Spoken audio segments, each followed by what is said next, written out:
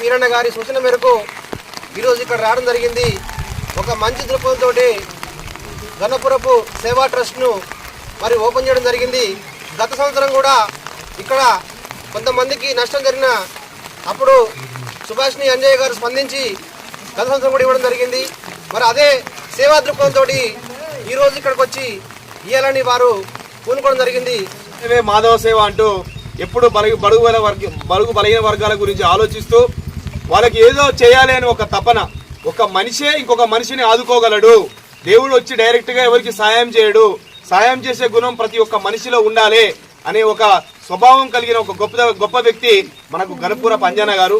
ఇవాళ అదే దృక్పథంతోనే సేవ చేయడం కోసం, కేవలం సేవ చేయడం కోసమే కుటుంబం అంతా కలిసి ఇవాళ గణపురపు సేవా ట్రస్ట్ను స్థాపించి ఈ పేద ప్రజల పక్షాన వారి పక్కన నిలబడి వాళ్ళకి ఏ కష్టం వచ్చినా నేనున్నా, మీరు అధైర్యపడవద్దు, మిమ్మల్ని బాగా చూసుకునే అవకాశం నాకు కల్పించిండు దేవుడు. ఆ స్థాయికి నేను కూడా ఎదిగిన విధంగా ఈ గణపురపు సేవా ట్రస్ట్ అనేది ఈ యొక్క మైబాద్ జిల్లానే కాదు, ఈ రాష్ట్ర వ్యాప్తంగా కూడా అందరి ప్రజలకు చేరువ కావాలని నేను మనస్ఫూర్తిగా కోరుకుంటూ, ఈ పేద ప్రజలకు మీరు ఎప్పుడు కొండంత అండగా నిలబడాలన్నా, ఎక్కడ పేద ప్రజలకు ఇబ్బందులు వచ్చినా మీ కుటుంబం అందరం బలంగా నిలబడి వీళ్ళందరినీ ఆదుకుంటూ మీరు ఉన్నత స్థాయిలోకి ఎదిగి మీరు ఇంకా ఎంతో మంచి జీవితాన్ని అనుభవించాలని మనస్ఫూర్తిగా కోరుకుంటా ఉన్నాను.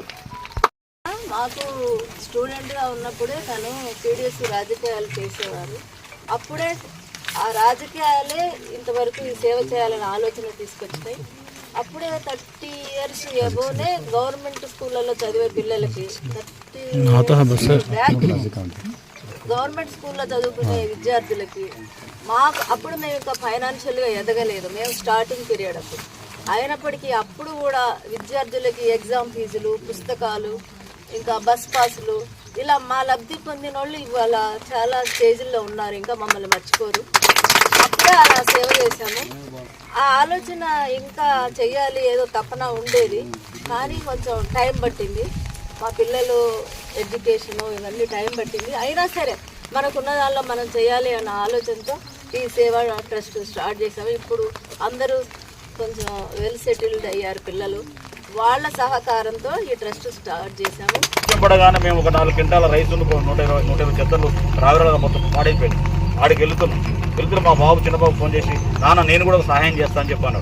అన్నప్పుడు మా పెద్ద అబ్బాయి, మా కోడళ్ళు, మా కూతురు, మా అల్లుడు మొత్తం వాళ్ళకి ఆలోచన చేసి ఇట్లా కాదు మామయ్య, ఇట్లా కాదు నాన్న, ఇట్లా కాదు అని చెప్పి మనం కూడా సేవా ట్రస్ట్ చేస్తాం. మన కుటుంబంలో డాక్టర్లు ఉండవు, మనం అన్ని రకాల మనం సెటిల్ అయిపోయినాం. మనకు తోచిన విధంగా శ్రీకృష్ణుడు కనుక కుచేలుడు కనుక అనుకుంటున్నట్టు ఎంతో అంత మనం సహాయం చేయాలని తత్వం మా నుంచి మా పిల్లలకు వచ్చేది. వారు మమ్మల్ని ప్రోత్సహించడం జరిగింది.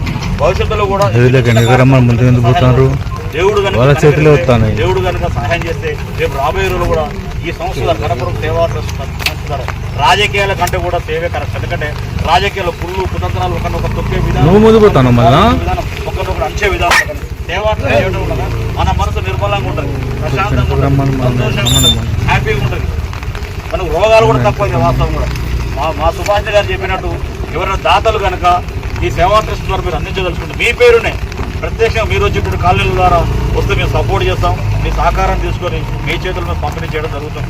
ఇవాళ సుమారు పోయినసారి కూడా మన సోదరు మనం చెప్పినట్టు దర్దాపు 20 క్వింటాల రైసు, దర్దాపు 20 క్వింటాల కూరగాయలు, ఇతర పప్పు సామాన్లు కూడా బలరామ గారి అండతోని, వారితో ఆలోచనతో, వారి సహాయంతో మేము కలిసి చేయడం జరిగింది. నేను అన్నగారు చెప్పినట్టు